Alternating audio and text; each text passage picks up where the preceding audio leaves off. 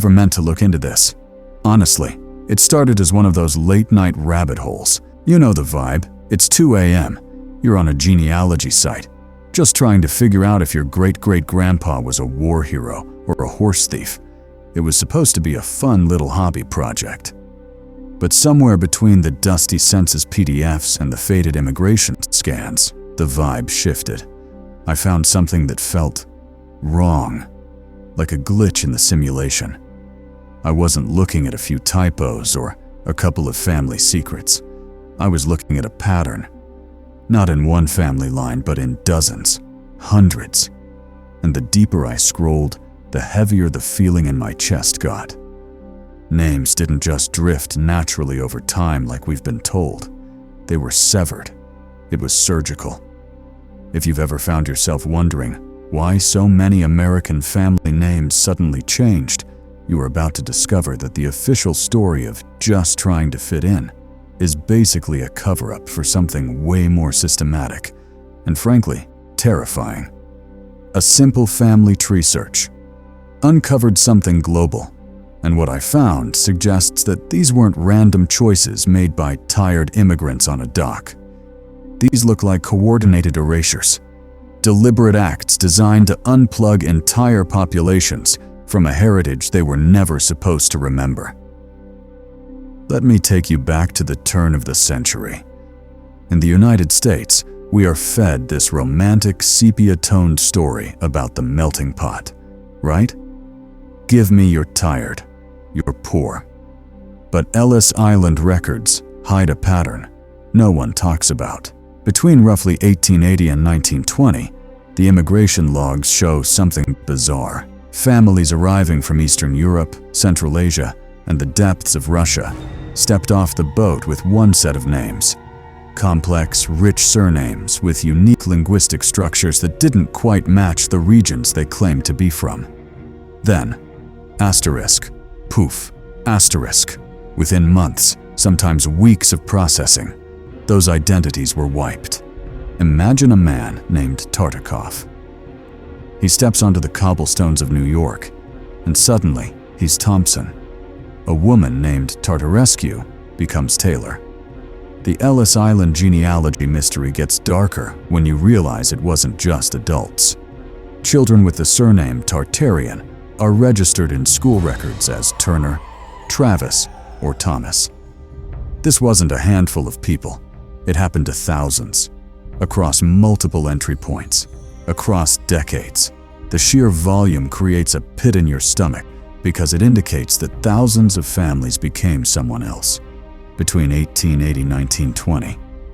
The textbook narrative, oh, they just wanted to avoid discrimination. And sure, that happened. Humans want to survive. But immigration can't explain this change pattern entirely. It's too precise. It repeats across borders and oceans, like a programmed script. Pointing toward a Tartarian name changes conspiracy that mainstream historians treat like radioactive waste. For the uninitiated, let's talk about the elephant in the room. Researchers claim there was an advanced civilization, call it Tartaria, call it the Old World, that existed until relatively recently. We're not talking ancient Rome. We're talking the 1800s. This civilization supposedly left behind hidden Tartaria civilization evidence that official history struggles to explain. You've seen it. Those massive, elaborate buildings with columns and domes that look like they belong in a fantasy novel, yet they're sitting in downtown San Francisco, St. Petersburg, or the middle of nowhere in Nebraska. These historic buildings exist, but the builders' names are missing. We walk past them every day. We see the insane level of sophistication, the granite blocks cut with laser precision. We see the weird windows, the first floors buried halfway underground, which is totally consistent with the mud flood architecture theory, as if some catastrophic event just paved over the original ground level. The mainstream explanation? They built it for a temporary expo, or architects back then were just really fast. But here's what made the hair on the back of my neck stand up. The timing. The same period when families were furiously erasing their Tartarian surnames, roughly 1870 to 1920, coincides almost exactly with when these magnificent buildings start being attributed to local architects who magically have perfect paper trails, but no prior masterpieces. It aligns perfectly with the era of World's Fair lost technology history, where exposition suddenly showcased wireless energy and electric moving sidewalks that seemed to drop out of the sky, only to be demolished and forgotten a year later. Old maps changed, names disappeared, history stayed quiet. The buildings remain like ghosts. The evidence is literally carved in stone. But the people who might have held the blueprints, their names were changed. And that's not a coincidence. It can't be. Because if you erase the names, you erase the builders. If you erase the family lines, you erase the knowledge of who actually created this world. This suggests a massive orchestrated effort regarding suppressed ancestral lineage, USA, Canada, and beyond. And if you think, well, that's just an American thing, look at Europe. Old census records reveal a disturbing silence.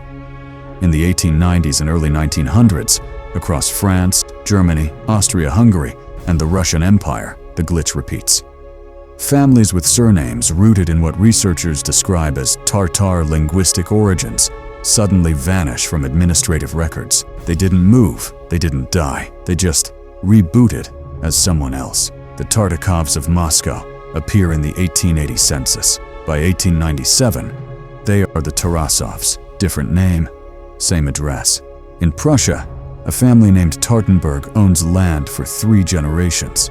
Then, in 1891, the property is listed under the name Tannenberg. The transition paperwork? Missing. This is why your ancestry research feels incomplete. Because the bridge back to the past wasn't just broken, it was burned. This implies that rewritten census records 1880 to 1920 were not just clerical updates, but a weapon. Think about it. Why would families with established property rights, money, and social standing voluntarily erase their identities across multiple countries, all within the same narrow time window? The Ottoman Empire presents perhaps the most glaring glitch in the matrix. For centuries, they kept receipts on everyone, except for one thing.